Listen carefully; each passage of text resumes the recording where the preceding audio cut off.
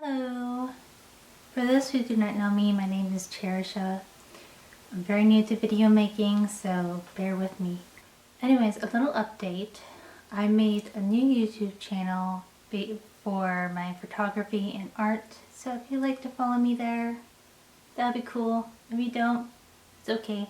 Link will be in, description. Anyways, let's get into the video. First off, Happy New Year 2020, a decade, crazy. I hope you have a great year. Anyway, for this video I wanted to go through, it's been around over 10 years since I was diagnosed with Bipolar1, which is a very severe type of bipolar. It's not just mood swings, if you know what I mean. There's a lot of videos on it, tons of videos actually, but there's a few that, people they don't really talk about because they can be kind of embarrassing. But I kind of want to get into that stuff. So I will ask a few questions for myself to answer during the video. Let's get into it. Basically, the short answer is I had a psychotic manic episode at age 17 during high school, junior year, and was, sent to a psych unit where I was evaluated, and basically the doctors concluded that I was bipolar. Actually, that was during my second hospitalization. First hospitalization though, they first thought I was schizophrenic because I told them yeah, I hear voices, but actually during the time I didn't know how to describe what was going on in my mind. I thought I was telepathic, so I thought my thoughts were other people's thoughts, so I just thought, yeah, I hear other people's voices, but really, no, I wasn't. The long explanation is, during my junior year, I actually was doing really well in school. I was making a lot of new friends, and I actually was enjoying school, which was very new to me. I was a very depressed teenager, and in junior year, actually not feeling depressed was pretty much, to me, mind-blowing. When I started feeling good, my mood started to grow and grow, where then suddenly my mind started to race, and it got just, to a point it was just too much to handle. It caused me to have insomnia, and then I can't sleep, and that's when delusions come. And things got really bad after days without sleep.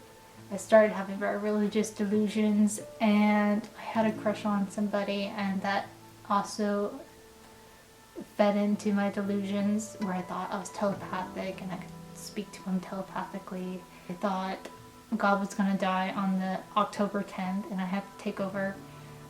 So on October 10th, I think I ended up, going to school, and I started moving my hands crazy. I thought I could be silent, and also when I did that, I could be past, present, and future. So I was thought I was in college while I was in high school, and had no idea what to do. When manic, I kind of regress into a very childlike mind. Weird. And freaks people out. Yeah, I had that, and the school called my parents and told me to take me home because I was acting weird. And when I got home, they told me, you need to go to sleep, and I thought I was going to die if I slept. So I started screaming bloody murder and telling them, I need to go to the hospital, because to my mind, I thought, I need to save people at the hospital. I need to heal people or whatever. So that was my goal, was to go to the hospital to help people, which, I was the one that needed help. I ended up at the hospital, and the first one was not a good experience. It was basically going in and out of the isolation room, being treated like trash. They don't treat you very well as a minor. And I was overdosed there, ended up going into the ER, told me that I almost died. Crazy. So I ended up being off meds when I was taken out of that hospital. And then all the delusions started coming back and they became even worse. So I ended up going back to the hospital, and that's where they evaluated me more properly. So that's how I was diagnosed. So once I was diagnosed with bipolar, it honestly felt very dehumanizing. It was very hurtful to me anyway in my experience. The reason why was because I was depressed for so many years, and once I had this euphoric feeling that made me feel so alive, feel so spiritually connected, at least it felt like that, and feel like, life is magical and all that stuff. And then being told that that was a symptom of an illness, it was a bipolar episode, and that it was a problem. I didn't know how to react to that.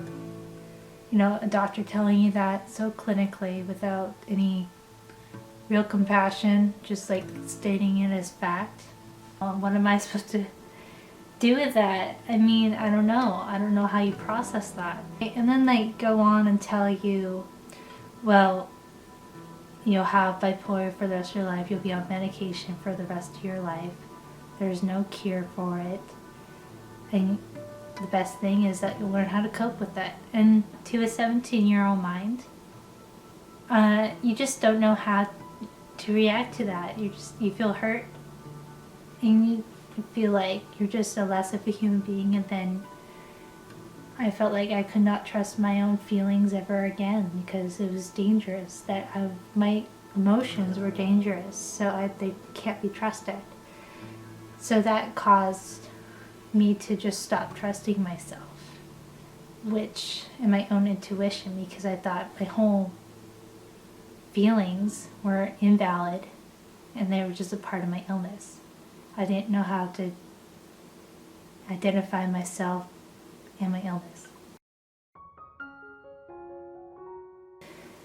I just wish I was, treated a little more compassionately during that time.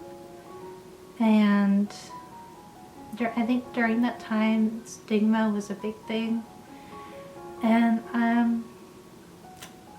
yeah.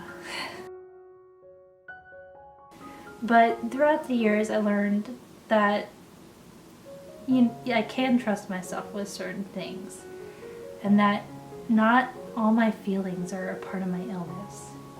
I'm a human being.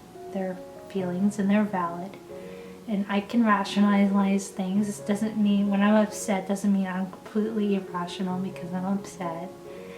I'm allowed to be upset without being told, have you took your meds today or whatever like that.